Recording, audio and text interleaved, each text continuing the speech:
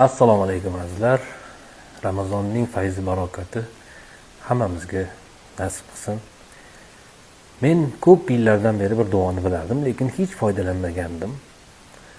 Ramazonning ro'zasini tutib iftorlik oldidan qilinadigan duoyimizni ijobatligiga hech birimizning shak shubhamiz yo'q. Lekin mana shu duoni iftorlikdan oldin 15 daqiqa oldin o'qishni boshlab, iftorlikka 3 daqiqa qolganda keyin ehtiyojlarimizni Allohdan so'rasak, albatta uni tezlashib berishini men o'zim hayotimda guvoh bo'ldim. Kecha mana shu duoni boshlagan edim. Duoyimning ijobatini bugun ko'rib turibdi. Bu qaysi duo edi?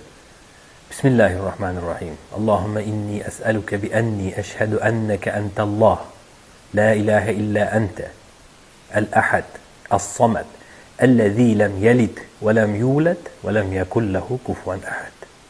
Bu duoni siz ham iftorlikdan oldin o'qib ko'ring va iftorlikka 3 daqiqa qolganda bu duoni to'xtatib, ana undan keyin ehtiyojlaringizni so'rang. Men bir kunda mana shuni foydasini bildim. Albatta bu narsani sizlarga ham ilindim. Salomat bo'linglar. Eng asosiysi ana shu duolaringizda bizni ham unutmang.